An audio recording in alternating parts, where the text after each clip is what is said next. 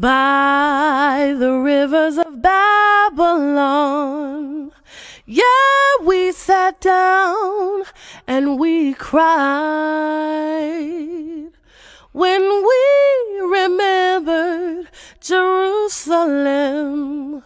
We were sick, Lord, near to dying.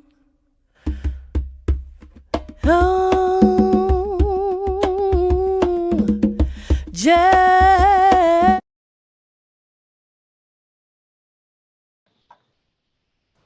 Shalom, shalom, family. Welcome to another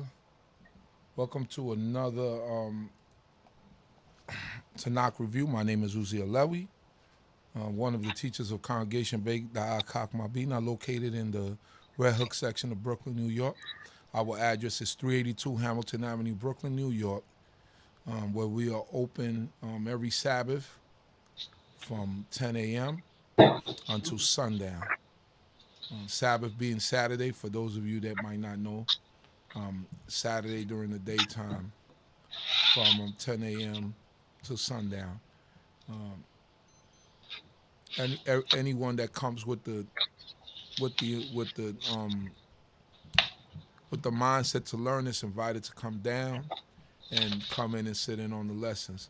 We thank the Creator of heaven and earth for all things and everything, food, clothing, and shelter, wisdom, knowledge, and understanding. I pray that the Creator of heaven and earth be with us all, guide and protect us, keeps us, and He continues to bless each and every one of us throughout our endeavors, that everyone will continue to have a mindset to be prosperous and to do that which is right before the Creator.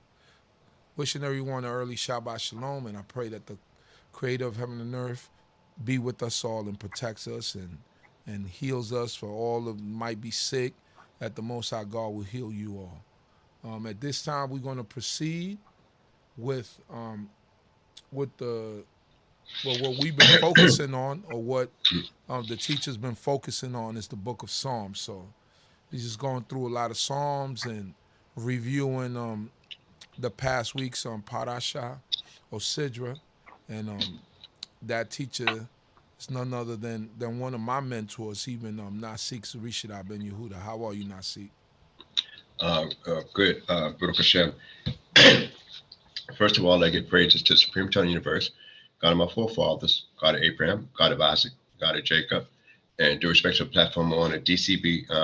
Channel platform, spiritual leader, Chief Prince Yeri of Saska, to the host, Chief Uzael, and to the princes, chiefs, Kohanim, Rabbinate, the Marines, and brothers, sisters, visitors to the channel. I greet you all in the tongue of my forefathers. Shalom Aleichem and an early Shabbat Shalom. First of all, I'd like to say, Adonai Septadi Takofi Agi Tilateka, O Lord, open up my lips, and my mouth should declare thy praise. We'll be covering this particular the Psalm. We'll be reading the Psalm 46 later on. That's what I'll be concluding with, pretty much. 46 Psalm, which is basically 13 verses, or 12 or 13 verses, and in the book of Psalms. And we'll be going into the portion, Sidra, that's called YAH. Now, a lot of times we get that sometimes confused, those that might be Hebrew orientated, and get that confused with Genesis 18th chapter, which is called YAH, YAH. That's what be in Genesis, where I suppose this is YAH. Well, in Genesis, it's in the third person, and the Lord appeared, and he appeared. That's a third person, singular pronoun, and the verb agreeing with that person. So it's in the third person, it's a verb form. And when we get to this particular portion, YAH, it's in the first person pronoun, which is I, where it says, and I had, and I had appeared. All right, so this is one of the things that we learn here, that it was more distance to the patriarchs. Even though he communed with them, as great as it was, if it's like in the third person, it's like not quite as close as he getting ready to get to the children of the people that didn't really earn his respect, you know. And so we could learn a lot just from that, you know. Whereas the patriarchs earn their what we call stripes, their credits, you know, and that's why the Creator going to look out for the patriarchs' children, because what they earn, and to show the appreciation of their accomplishment, the Creator gets more personal with us in that area.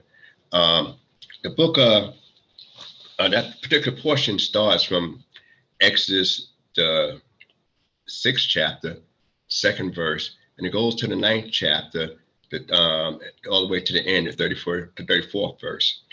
And the Haftorah that goes along with it is the book of Ezekiel, which is the 28th chapter, the 25th verse, and it goes all the way to the 29th chapter, the 21st verse. Now, what's interesting, I'd like to just backtrack just a little bit on some things that happened before we get into the actual Sidra and go to the Psalm, because here it is that Exodus focused on the building of our nation, the development of our nation. We became an incubated nation in a strange land, in the land of Egypt. So a lot of times we could give credit somewhere, somewhat, no matter how minute, an attitude of gratitude, that we was invited in as VIPs, and we was able to develop to a certain degree with God looking out for us and blessing us, because the Creator has said, you know, to our father Jacob, Yaakov, that, you know, I will go down to Egypt with you. So that is where we was being looked over to a degree. And then some people might think, how could we be looked over to a degree when we had so much stuff change after a while? And that, you know, we might touch on, you know, very scantily, you know, just very little if possible. Now, when we look at in the beginning of Shemot, we know that Moses didn't want the job. We know that Moses tried to do everything to get out the job, and he really doubted the people belief in a God being gone so long. And as I spoke before, and when I dealt with this, the portion itself, is he always asked, why would Moses want to know a name when the Creator addressed him as the God of his father? So that means he had to heard about a particular God, you know, for him to even turn to it. The God, not that he grew up around with some Egyptian gods, but the God of his ancestors, the God of Abraham, Isaac, and Jacob, and plus his father Amram. So he had to grow up around understanding that. So why would he be interested in the name? And like I spoke on before, I could see, if I look from one perspective, that you already out the danger. You never lived through the bondage. You never lived through the oppression, you know, where you was actually being oppressed. Now, later on, you was wound up being a fugitive, but you never was subject to that oppression and that bondage, but you wind up being a fugitive, so you left. Here are the people that's in the mix, in the problems, in the drama, and they crying out. We don't read where you ever cried out, yet the Creator called you. So now you can understand some idea. Well, I got the problem. Why are you sending him over here, talking to him first to help me with my problem? When I'm the one calling you, he's not calling you. He's not even thinking about me. When Moses last thought about us, it became a problem for him. So did Moses stop thinking about the people back there?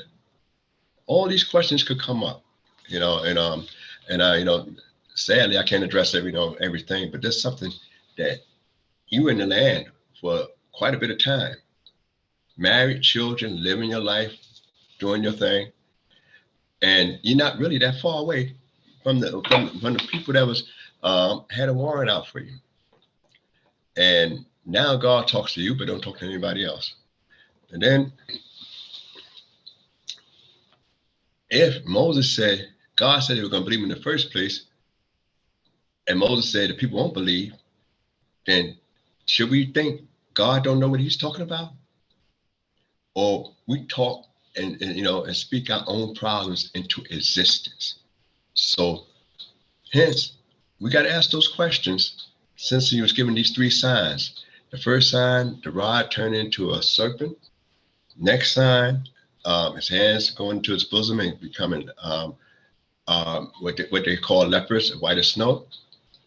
And the third sign, take some water from the river and pour it on the dry ground, and it should turn into blood. Now, all that, and he said they don't believe the first sign or the second sign, then they'll believe the third sign. So why would God give them those and say that? It's always the question that did God did not know that they'll believe him? Did God think Moses was right?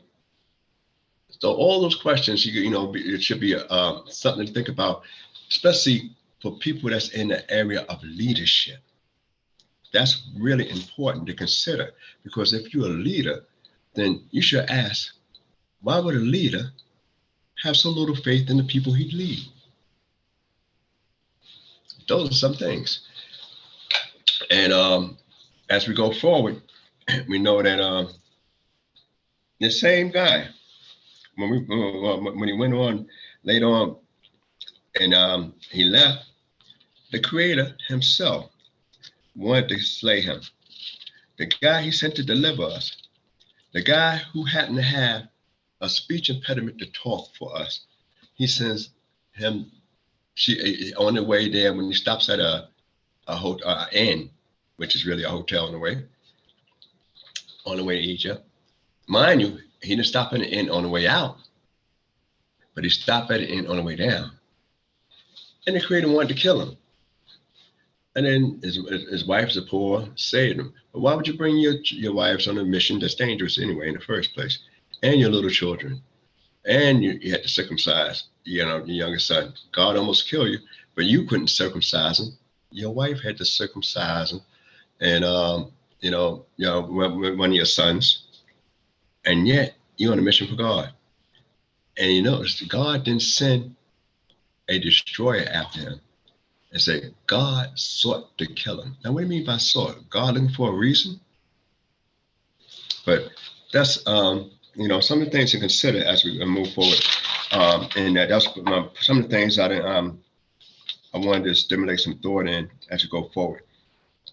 And then we know that the Creator told his brother Aaron, to meet Moses, and so that means that Aaron himself was told to meet Moses, and the Creator had already told Moses that his brother Aaron, would go with him and be a spokesperson, and there, and go with them down there because he could speak.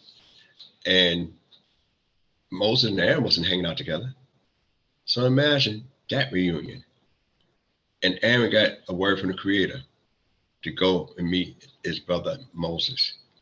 So those are some things, when the Creator gives you the vision, he makes the provision for it, in spite of you for the mission. And then as we go even further and look further into some history, I'm just going over some of the things that should be considering. We know that when he went to the elders and he did the signs, they believed him. There was no whole lot of, talk going on that we read about right now in this particular portion. And then it was a reasonable thing, but the Creator already said the job would be hard. And we find out that Moses and Aaron stood before Pharaoh. What happened to the entourage of the elders, the most, exclusive group of the community? What happened to them? Why wasn't they there? And trying to do something for their own liberation. And then we noticed that we left off with the last part. The work was increased, but they had to complain about the work. Work was increased upon them, and they had, was upset with Moses and them, and complain about their work. But they complained about their work, but they wasn't complaining about their freedom, about the work being intensified. So what we find here, and last time I tied it up with the similar thing with racism, because it's the first time you actually read racism being an issue in a nation. Before that, it's just nation fight against nation, people fight against people, either for land, property, arguments, whatever the case is.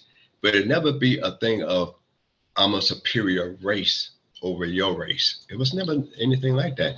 Only with the Exodus story, we get a semblance of racism. And what was the problem with the people of Israel? Their only problem that existed was they were successful. They spread and was accomplishing everything they put their hand to do. So that means that because I'm being successful in my business, my family doing well, I'm living well, and also prior, to the oppression that came with Pharaoh, that was a tax-exempt group. Can you ever consider that? You got the people that's sitting there that's tax-exempt. Wards of the state. They was a tax-exempt, just like the priest that Joseph, didn't charge them for anything. So you had this stipend, so to speak, and liberties. So you're living free and you're making money and you're progressing better than the Egyptians. Not necessarily out multiplying the Egyptians and people and numbers and people, but you making more progress than the people who's native to the land as an outsider. You say, well, wow. Now, do we say, well,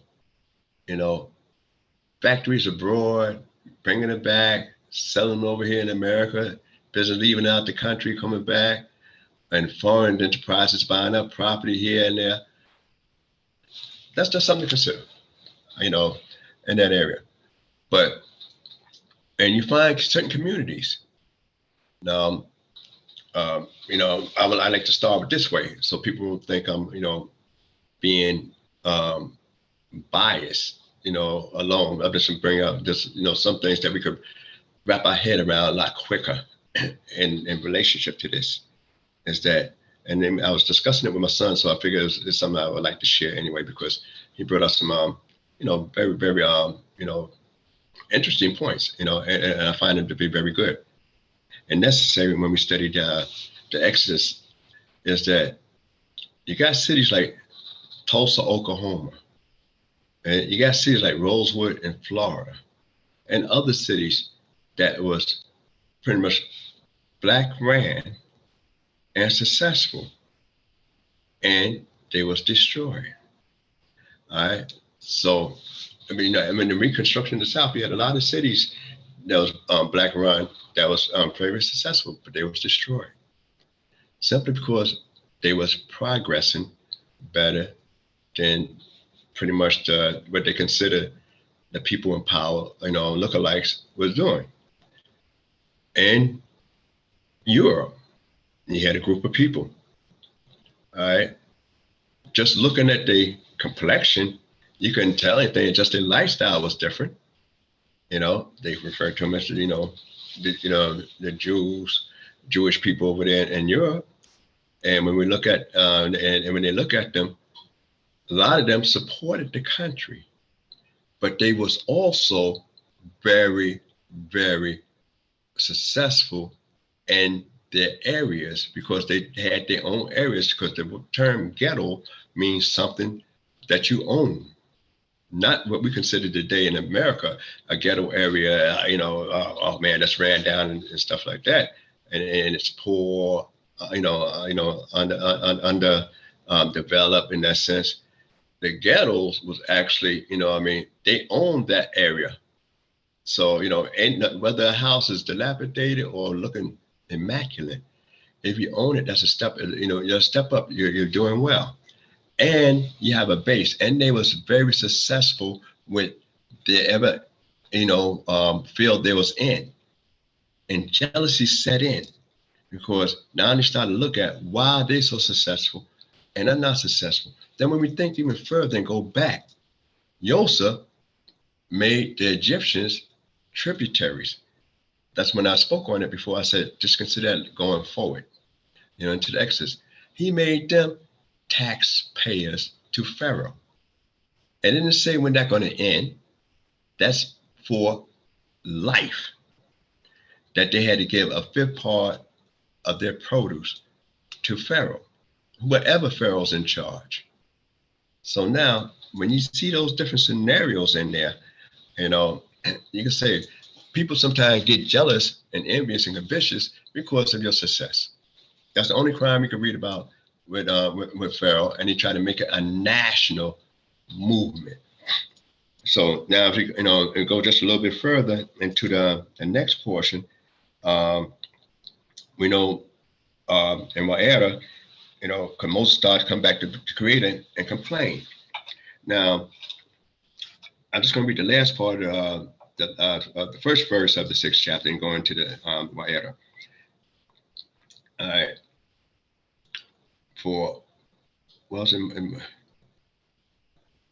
Better yet, I got to go for the 5th chapter, the 22nd verse.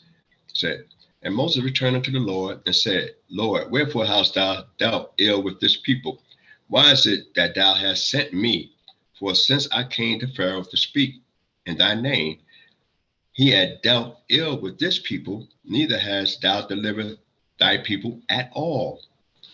And the Lord said unto Moses, now shalt thou see what I will do to Pharaoh, for by a strong hand shall he let them go, and by a strong hand shall he drive them out of his land. And then now Moses has his complaint, and he feels responsible, giving somebody false hope, as he was seen. It was seen to him off the beginning. So now we get in the 2nd verse of YAH, and the Lord spoke unto Moses and said unto him, I am the Lord, and I appeared unto Abraham, unto Isaac, and unto Jacob as God Almighty. But by my name, YAH, I have made me not known to them. A lot of people misunderstand this here, that 3rd verse, when in the last part of it says, I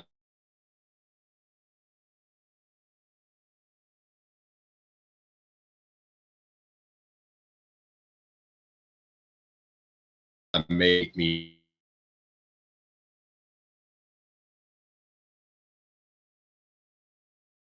In Israelite communities call me another name. Legal name on there. So, and it depends on what circle I'm in. Now, most people that call me, one name, another, another name, another one, a 3rd name, the majority of them know all the names that I'm called by, and they actually know my actual legal name. All right, so because you got these pet names and stuff like that. So and people tend to shorten things out or become informal after a while with certain areas, but they know my formal proper name.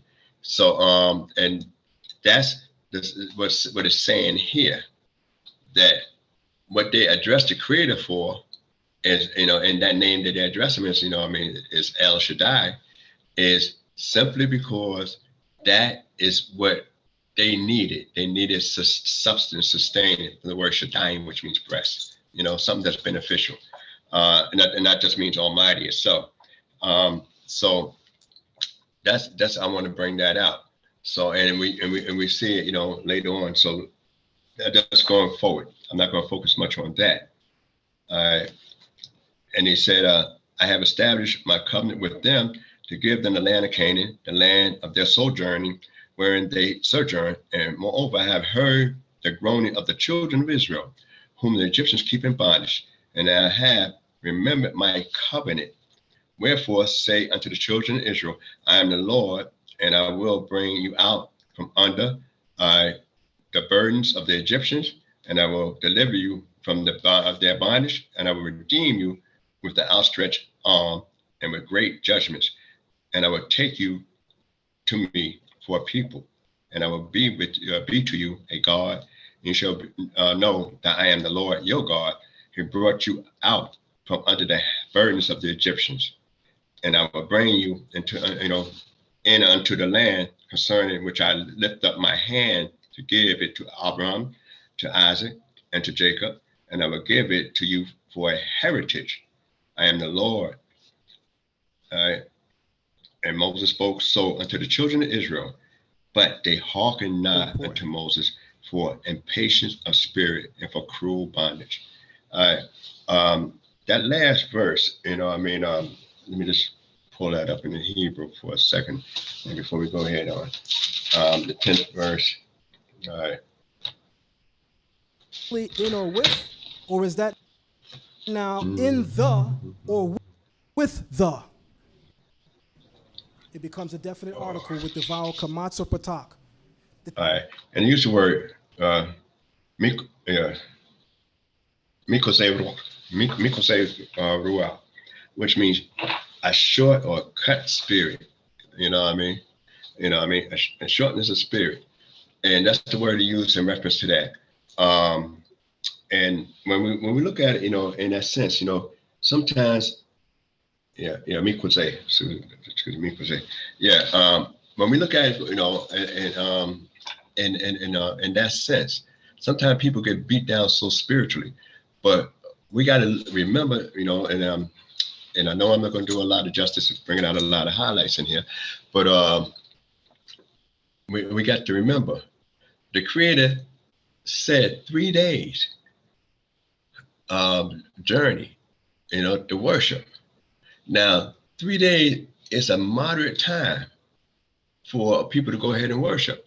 In ancient times and other cultures, that's not a great amount of time to say give people off to serve and worship a Creator. That's not a great deal. A vacation of 3 days. So, though the Creator know they ain't coming back.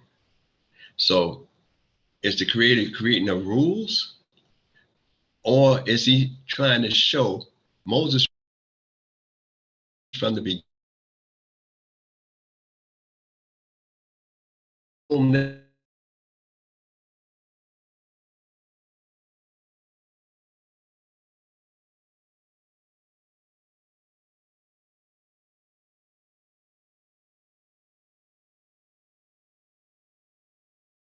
Still will be attracted to us, but unfortunately they get attracted to the evil that we do as well.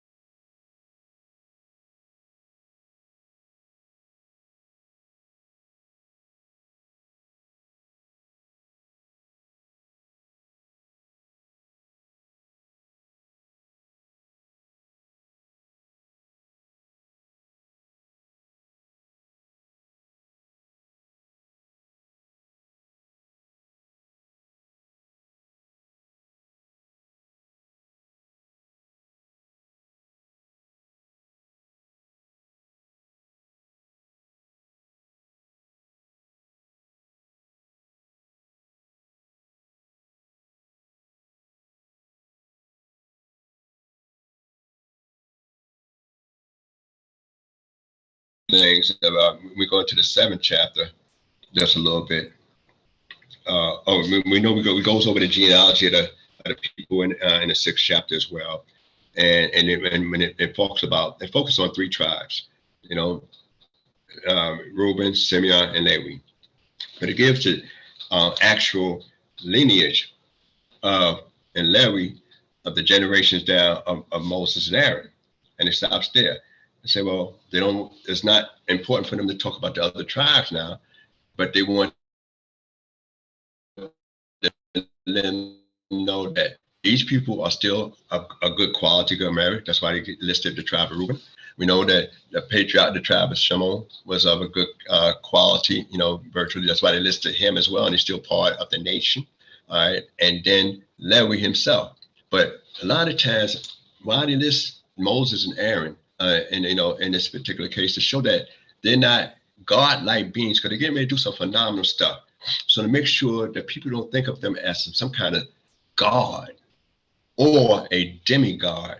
While other nations had gods that take human forms, and they have demigods that's supposed to be half celestial, half gods, you know, whatever they deal with in the pantheon, and human beings. So they had these demigods. But given the genealogy of Moses and Aaron, letting you know that they come as human beings from a humble background. There's nothing superficial about their birth. There's nothing about no immaculate conception about their birth.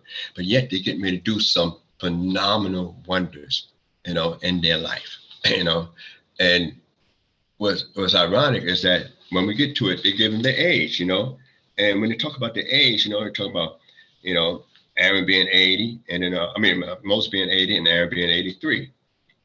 So, and it talks about Aaron's wife, who happened to be out the tribe of Yehudah, was Elishama.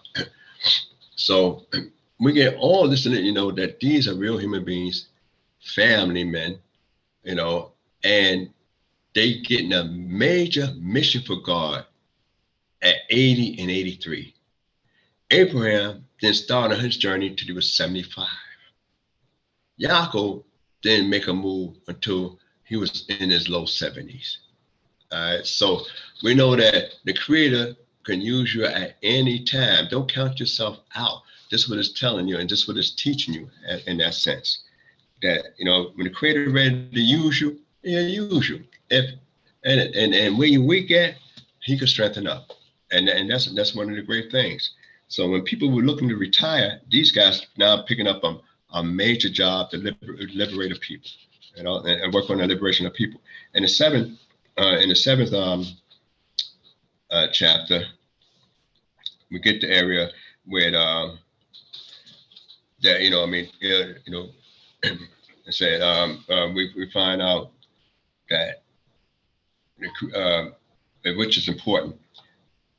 And hearken to me, and the Lord said unto Moses, see, I have set thee in God's stead. All right. Because before that, he says he's, you know, uncircumcised lips. All right. One, if you need somebody to speak for you, why would you get somebody to have a speech deficiency?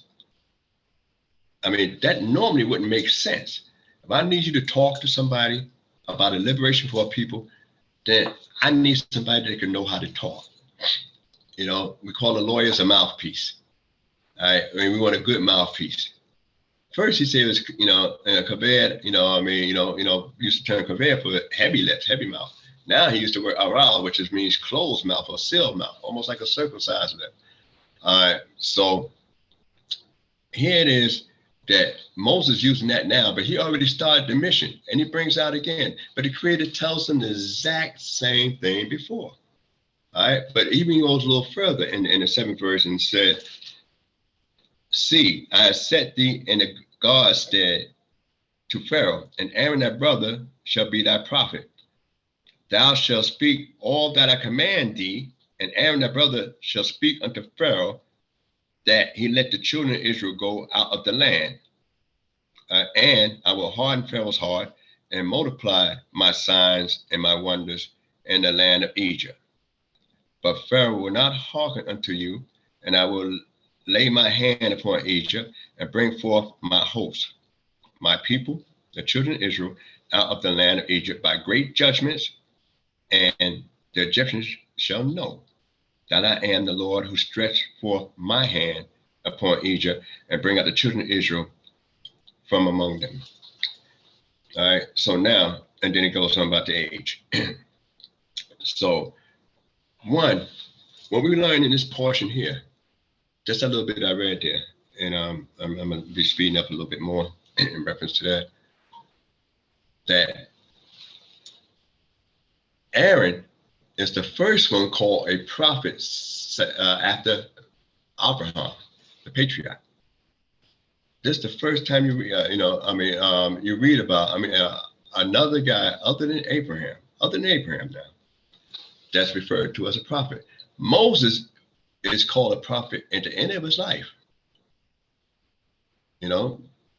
but Aaron is acting as a prophet now. Now, a prophet, most people get the concept of a prophet supposed to be able to see the future, predict things in the future. A prophet only says, in our way of life, a prophet says only what the Creator had told him to say. That's why we could check him out. That's why we could cross-examine him. That's why we could, confront his prophecy. Because he claimed, that's why we examine him. We examine him, but we don't examine the judge. Ain't that something? A prophet, we could say, well, we got to check your credentials out. We got to explore that. And if Aaron, God speaking to Moses, and Moses speaking to Aaron, so that means right then and there that Moses can speak. They got some, viewpoints that he only had a problem with the holy tongue, or he spoke very slow, or he stuttered. All that could be a combination. He spoke very slow, or he stuttered. Or he's not pretty much gifted with a lot of fancy words, being the kind of job he was around. So in any event, and the Creator knew that he wasn't lying about his gift, but the Creator, you always say, well, why didn't Moses say, well, look,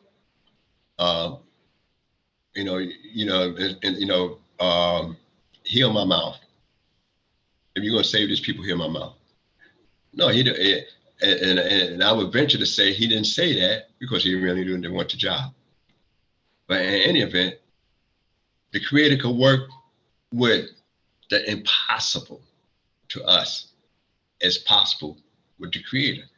So though you have this ailment, though you have this problem, you will still be able to accomplish what I want you to do because I am the Lord. So that's what it is in that sense.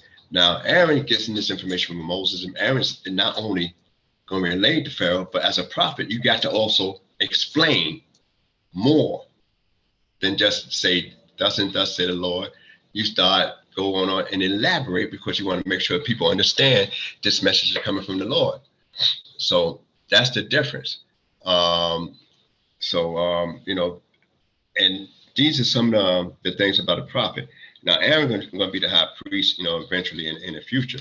But the idea of what a prophet is, as opposed to saying he could predict the future, he don't predict the future. He only saying what the Creator said, who knows the end of a thing before it exists. All right, that's bottom line. And we know we did do the rod thing. They stood up before Pharaoh, and they did, threw the rod down before Pharaoh's magicians, and they did likewise. But it says Aaron just threw the rod down, and it became a serpent. And the magicians did so with their light magic and enchantments. So that means that those guys there had to do some extra stuff for the rod to change into a serpent. There's a lot of questions about that, but I'm not going into that now because it's not what I'm focusing on. Just bringing out a little bit of a stage. So we know that, as I said before, when I spoke on this many times, is that the magicians is never amazed about what they do because they themselves want to amaze you. You pay for the illusion. Some of the magician is not fascinated about, hey, I did this and they can't figure it out. Aaron, on the other hand, going to be fascinated, because not only is he going to fascinate the people when he threw his rod down, without going through the, you know, yum yo reggae kyojo and all that, blah blah blah. You know, he didn't have to do all that. Just throw it down, bam, there it is. So he's amazed, as well as amazing people, because one, how did this guy get that skill? He's been around for a while. He never did that before. And Aaron's amazed that, wow, this is working. I didn't think I had it in me. You're not, God working through you. Yeah, that's the difference. That's the only way it's in you, because God working through you. But you know, so not only if you're working with God and you do miraculous things, not only you amaze people, but you yourself become amazed, because that's not you. And you know, it's the Creator working through you. The magicians themselves think they're smarter than everybody else, so they figure that I'm amazing you, but I'm not impressed. So that's the difference. So we know automatically that it's, you know, and what's interesting is that they're you know, Aaron is a lot of people miss that when they say his snake ate up there. It's usually said the rod ate up the other rod, which is something considered in the, you know, talk about, but literally that's what it's talk about. The rod eating up the rod. It's almost like the wheat got mouthed in Pharaoh's dream. So we know they had the first plague, we returned the blood, frogs, and you know, the next plague. And you know, the frogs exemplify somebody that follows the Creator in life-threatening situations. Why would a frog go into a hot oven when they normally, what they call, certain aquatic creatures are cold-blooded? The water is cool, it turns to blood, which is warmer than water. And water, you know, we know, you know, could cool off so cold that it become ice. If you heat up so much, it could become vapor. But it is that frogs used to be in cool areas, and water was basically cool. But yet, for following the Creator's will, they go in the hot oven. So could that be a lesson not only for the Egyptians, but also for Israel as well? Because that plague, a blood turned to water turned into blood. All those, you know, in the ponds and the lakes and the rivers and stuff like that. And people always ask where the magicians get water if everything turned to blood. You know, they said they dig around, you know, and got water, because on this water, it tell you specifically when all the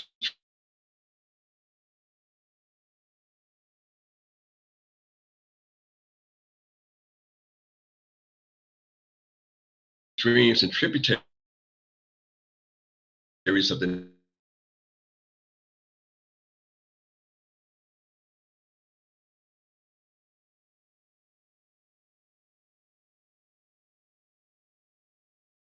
now, anything that had to do with that, all the water turned, many bloods I was in, I mean, water else in metal like that, you know, something to that effect. But he had a wooden bowl of water in there, it turned to blood.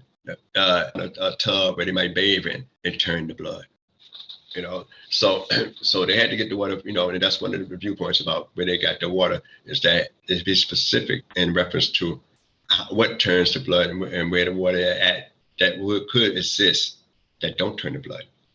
But then the frogs, what's interesting about the frogs that I find out is that Moses asked him when Pharaoh wanted to get rid of the frogs, he said, tomorrow. He said, tomorrow, if you got a problem, you want it today. And as I said many times when I spoke on this particular portion, is that if you got magicians, don't intensify and imitate the problem, alleviate the problem. If it's a problem when your adversary did it, which you consider Moses' adversary to him, then why would you tell your boys to see if you could do that same stuff? No, reverse it. Reverse the curse. And then, you know, but not thinking like that. That's the arrogance. That's the hard-heartedness. And also the people themselves. It ain't just Pharaoh. The people itself, you can figure the people themselves would say, look, Pharaoh, we need to, you know, change up. Is when the third plague came around, with some books say gnats, some books say lights. That's when the magicians said, this is the finger of God, because they couldn't imitate that. So now, if they say it's the finger of God, why didn't they recognize God doing that before? It's only when they failed to imitate, but they ain't trying, no problem, they was trying to stop it. And so, and it's some of the things to consider. If there's gnats and frogs everywhere, and it's affecting the children of Israel, the first 3 plagues, why the children of Israel is affected for the first 3 plagues? What lesson they need to learn? Those are some of the things to consider. And I'm going to stop right about there. And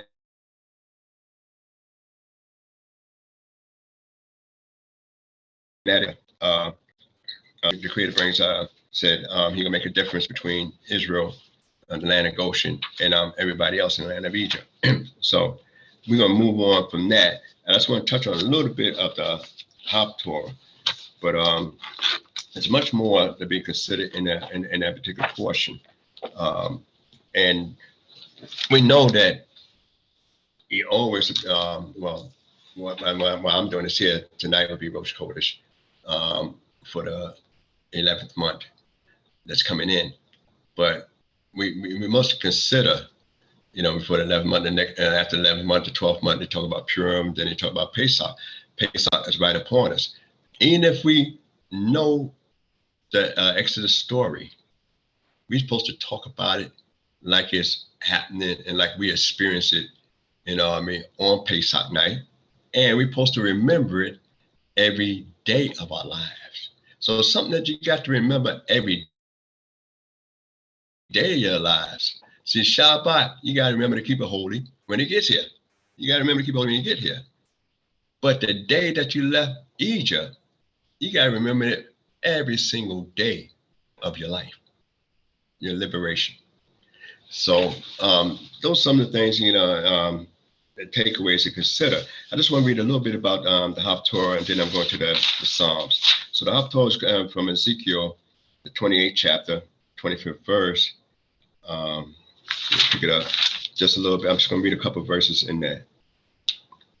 So it starts off the 25th verse and says, "Thus said the Lord God, when I shall have gathered the house of Israel from the peoples among whom they are scattered, and shall be sanctified in them in the sight of the nations, then they shall dwell in their own land, which I gave to my servant Jacob." They didn't talk about the rest of the prophets. Patriarchs, just talk about Jacob here. And they shall dwell safely therein, and shall build houses and plant vineyards. Yea, they shall dwell safely when I have executed judgment upon all those that have them in disdain round about them, and they shall know that I am the Lord. The Creator wanted to make his name known in that first area of Egypt, amongst Israelites, amongst the Egyptians, and amongst the world. All right. So now, why talk about it in the future to make his name known now? Because people fall away and forget, just like we forgot as a people. But I want to just focus on a couple more verses in this particular portion, which is in the 29th chapter. And it says in 29th chapter that in the 10th year, in the 10th month, in the 12th day of the month, the word of the Lord came unto me, saying, "Son of man, set thy face against Pharaoh, king of Egypt, and prophesied against him and against all Egypt.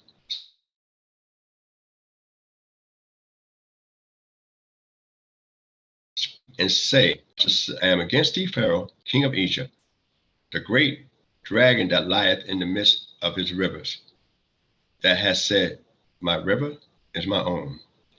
All right, so we know the Creator, that's when it came, when they talk about the 10th year and the 10th month, the 12th day of the month, we think about when the siege in the 10th month was when Nebuchadnezzar actually sieged outside, but just before he got ready to destroy the temple that Solomon built. When we look here, it's talking about the time, and most people we look at as the time when the first captives, like maybe Daniel, Ezekiel and all these guys going into captivity, several years before, basically almost 10 years before the actual temple was destroyed in 586 BCE. So, you figure you're talking about 599, 597, somewhere along there, circle. There's talking about from Jehoiakim's time when he was taken into exile and he was replaced by his brother Zedekiah on the throne. So that's the time frame. So a lot of times when we talk about what year it is, we got to say, well, what is the events that's going on? Because sometimes it's a year of so-and-so reign, but right now it's a murky year between, either since the past at the Jubilee, or consider the first captives was being taken into Babylon when Babylon was on the rise before they destroyed actual Jerusalem. And when we go down and look further down in this same particular chapter, and it says that, let me skip it down here just a little bit. All right, for thus said the Lord God, at the end of 40 years, I will gather the Egyptians from the peoples whether they were scattered. All right, so we know the Egyptians themselves going to have to go into captivity. The same captivity, because we be at this time, centuries later, we looking to get help from the Egypt as opposed to getting help from the Creator. And that's a sad revelation in that sense, that we're looking for man to assist us instead of looking for the Creator to assist us and to deliver us. And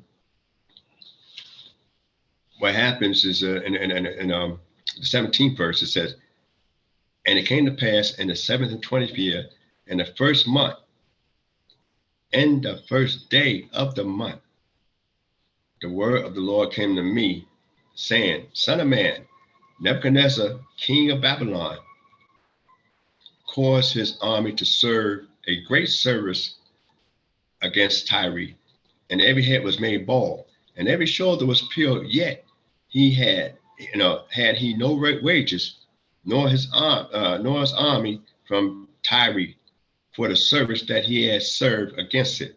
Therefore, thus said the Lord God, behold, I will give the land of Egypt unto Nebuchadnezzar, king of Babylon. All right, so now we already know right then and there that we're talking basically 17 years later from the time, from the time we just spoke up in this particular chapter, pretty much, that the creator said, look, Egypt, you're going to be caught in Babylon. But who went there first? The nation of Israel, who depended on Egypt.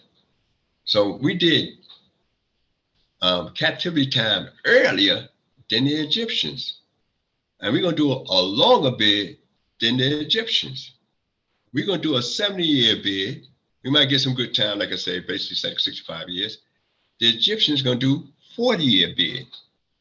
So we come in first. So when you straighten up house, you straighten up house here, and then you try to straighten out outside.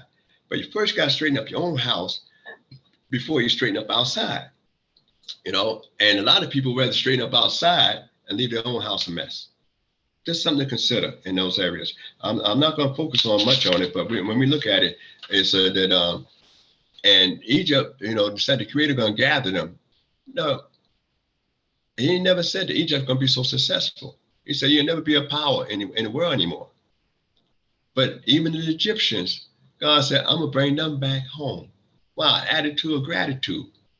And they got a 40-year bid for us depending on them. So today we got to say, well, we used to say, back then, Moses' cry was, Pharaoh, let my people go. Today, we were saying it when I was a kid in BINAH I king. Today we got to say, Pharaoh, my people, please let Pharaoh go. That's what we used to say when I was a kid in BINAH I king. So, I'm 10 plus now. So if you figure, they were saying that when I was a youngster, in BINAH I king, Pharaoh, my people, please let Pharaoh go. Then this is what happened in our own history, that we depended on another power, an earthly power, than the divine power. All right, so we're going to go right into the book of Psalms right quick, and just talk about a little bit about Psalms, which would be Psalms, the 46th chapter, and second book of Psalms.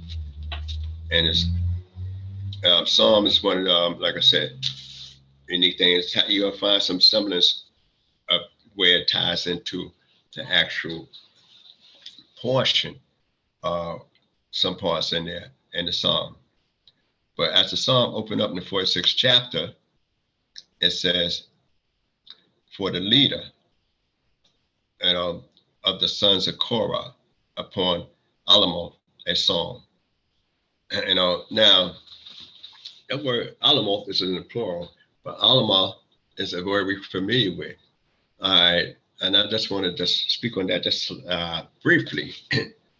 Alma is actually, it could be an instrument, what you read about in Chronicles. When they talk about the symbols and clanging cymbals in the harp, they have in between there Alma, which is an instrument, some kind of instrument. That's one viewpoint. Also, we know about the Alma, which is a woman that's supposed to be somewhat godly. That's what they talk about in the book of Isaiah, about Alma bringing forth a child, and his name should be called, besides wonderful, his name be Emmanuel, which means God is with us. So that is always, a thing of a discussion. But here it's sung by the sons of Korah. And the sons of Korah, and it's in the Psalms here, and this is what they used to sing, and that some people believe it means hitting a high note. And there's another theory that it means in the sense of women who happen to have more of a high-pitched sound. But, godly women said, want to sing psalms concerning the holy days, and praise of, the holy days, something to that nature. But we know that David set up the Levitical order of singers. So I'm sure if your husband, your brother, your uncle, and all of them singing in the house, I'm sure some of the daughters going to know how to sing as well, praises. So, and David set up these the Levites in their courses for singing. And now we know the sons of Korah, their ancestor to Korah himself, that's why I said the sons of Korah. Korah himself was Moses' first cousin that stood against him, in the wilderness after the first year in the wilderness, he stood against them. And we know that Korah and his, wound up being swallowed up by the earth, but his children survived. So here it is, his children must have clung closer to the Lord, and the ones that survived and made sure their households clung very close to the Lord, where they constantly sing praises, and praises is testimony to how great the Creator is. So here it is, just one of the songs that they come up with. And it says, God is our refuge and strength, a very present help in trouble. Therefore will we not fear, though the earth do change, and though the mountains be moved into the heart of the sea. All right. And then it goes and says, though the waters thereof roar and foam, though the mountains shake at the swelling thereof. Selah. So they take a pause at the 5th verse there. And when we look at that, they're saying right then and there that the Creator promises four types of redemption. Like I said earlier, say, I'll bring you out from under the burdens of the Egyptian. I will save you from slavery. I'll redeem you, with outstretched arm, and through great miracles, I'll take you to be a people, my people, and I'll give you, and I will be your God, and who take you out under the burdens of Egypt. So now the terms they used to use most of the time was, with whole safety, and then when they use, Yeah, I got to start keep it in order. Well, Zati, well, he's Zelti, and then Regalti, and then we're going to Lakati. All right. So those are 4 words they use, and sometimes they may say a 5th one. But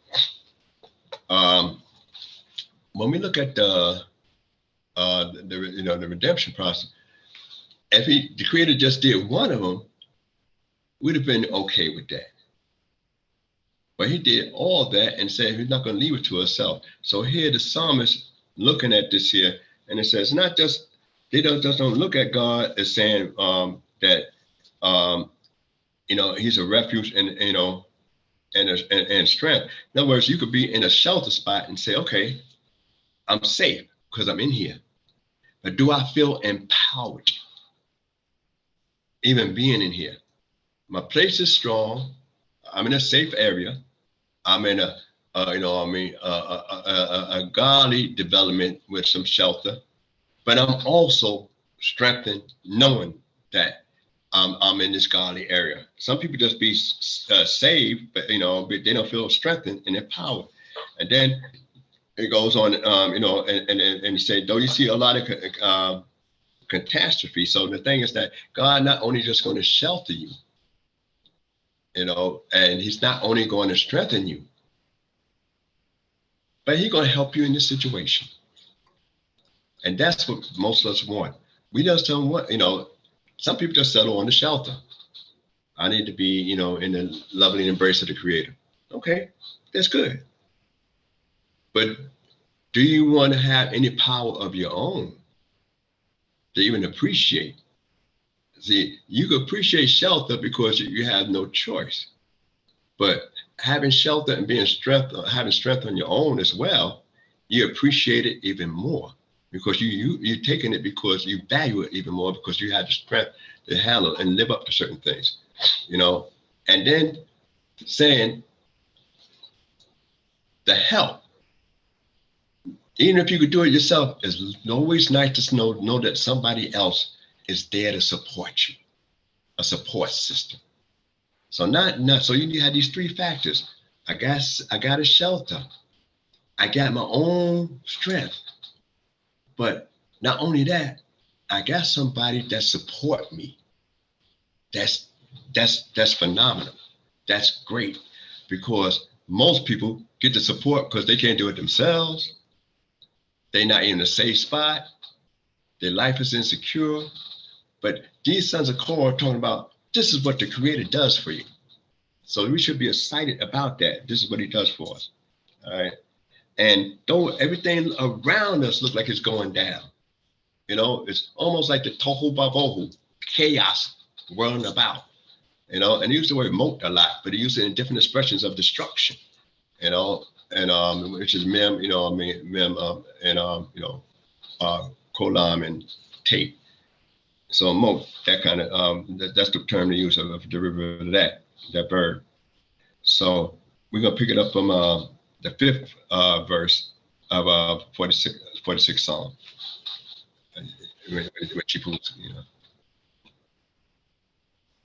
Yeah, 5th verse.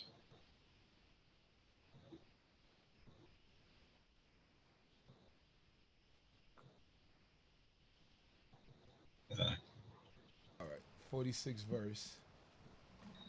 Chapter 46, verse 6. 5th. Verse 5. Right. Hallelujah. Hallelujah. There is a river, the streams whereof make glad the city of God, the holiest dwelling place of the Most High. God is in the midst of her. She shall not be moved. God shall help her at the approach of morning. Hold right there, before we get to 7. All right. So right then and there, we know the holy city is Jerusalem.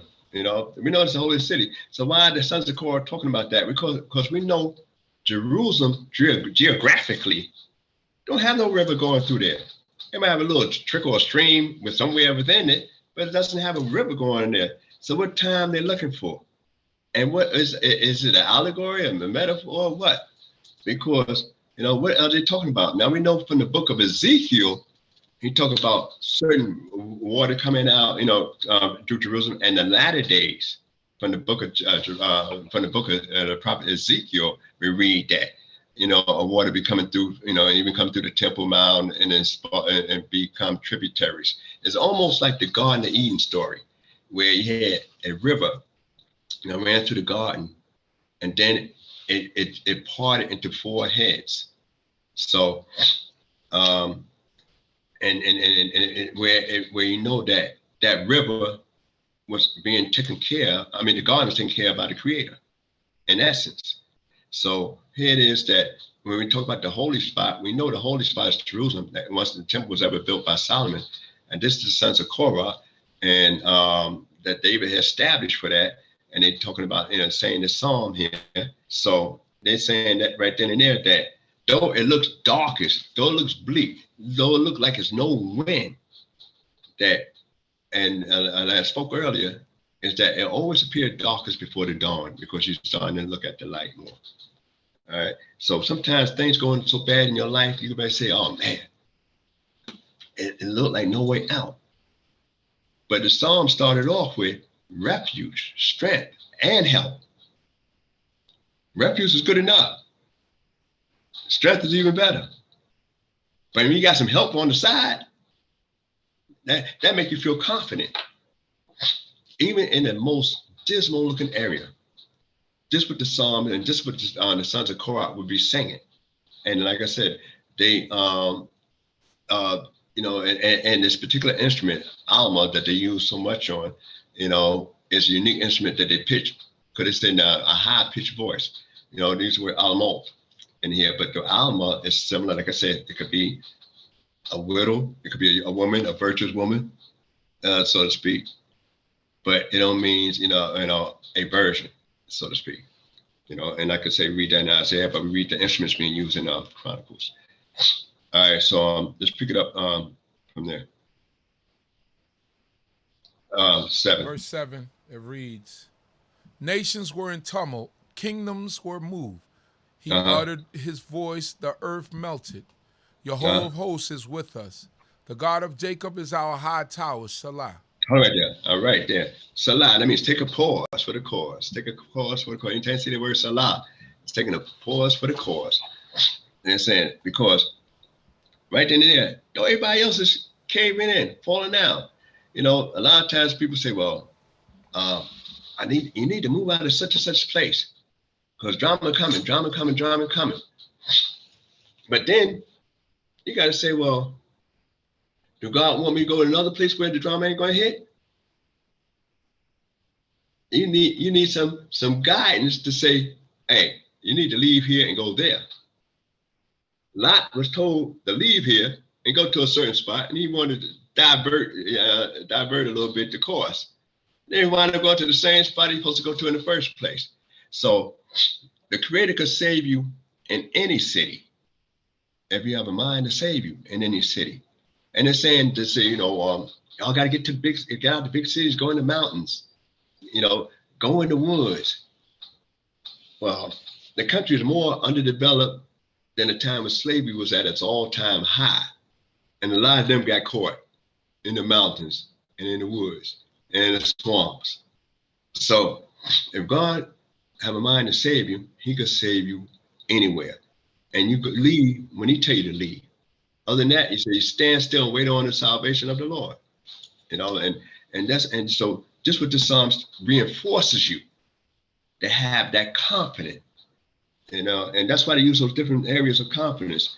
And it said, you're going to see stuff going on, but you notice it referred to the God of Jacob. Now we think of Jacob as the deceiver, the deceptive, which he pretty much did a lot in the beginning, but he was focused on the goal to get what God would have, the descendant of Abraham get. So he focused on that by any means necessary, but that was his focus. But and to show that Jacob was not just only focused on himself, out of all the patriarchs, he did more blessing than any of them. So he wanted to share that good, and he really want to be a blessing to people and want to bless people to be independent on their own. So those are some of the things, takeaways. Just read from the 9th verse. Verse 9, it reads, Come, behold the works of Yehovah, who have made desolations in the earth. He maketh wars to cease unto the end of the earth. He breaketh the bow, and cutteth the spear in sunder. He burneth the chariots in the fire. Let be, and know that I am God. I will be exalted among the nations. I will be exalted in the earth. Yehovah of hosts is with us. The God of Jacob is our high tower. Salah. All right. So let you know right then and there that we're going to be confident when it's going to happen, you know, and the last days, but say, the God of Jacob is our confidence. He's a high tower. So why that? Because no other patriarch had much problems and much opposition than Jacob. That's why we talk about Jacob's troubles. And we start to enumerate them as we get ready to get close to his renewal with his son, Joseph. All the troubles we start with from time and struggle in the womb, and until Joseph is snatched up. A lot of stuff went down in between us. He went through a lot of troubles, and yet he was able to remain. He buried his father, and remembering and knowing the promise of what Esau had said in his heart, that he was able to do that and walk away from that. So all that troubled mind, and he was in sorrow for 22 years, deep sorrow, where no one could comfort him. Can you imagine that? 22 years that you feeling miserable. You still pining away because you figure a son is lost. And the irony, I always, just me saying that, I say, well, Isaac was around for a few years after Joseph was taken, and nobody think about the Creator. You talked to me before. You talked to even my father-in-law. I need some answers. Nobody ever come with that. At all. It reminds me that it strikes me so much when I think about that episode is with the story of Job. Everybody discussing the situation, but nobody said, well, let's ask God his opinion. Get a sign from God. So sometimes we could be in a mix so deep that we, the people used to say you can't see the forest for the trees. And so here it is that this psalm here should be empowering anybody, even when you're feeling low, and when you're feeling like the odds against you, and you're seeing catastrophe going all around, and sometimes we read that psalm, not even psalm, and Moses said, 1,000 at the right hand and 10,000 at the, 1,000 at the side and 10,000 at the right hand, as far as casualties, but they'll come near you if you're doing what God wants you to do, and if the Creator is with you. So one of the things I like to bring out and speak on too, because I was asked a particular question, is that that Pharaoh name's not mentioned, and it's strange that and I was sharing, so people could discuss it, that no Pharaoh name is mentioned except the one that killed Josiah. That's the only one that's mentioned, Pharaoh Necho. So you got to say, well, okay, the king of Egypt that took Sarah, we don't know that name. Yet we know Abimelech. All right. The king of Egypt that promoted Joseph, we don't know that name. Yet we know Joseph, and we know his alias. All right. And that king treated us good. And that king was blessed by Yaakov twice. This king, as we go into the Exodus, the king now, the one that wanted to kill Moses, we don't know that name in the book. But, his story, you try to, surmise who it was, but his name is not written in the book.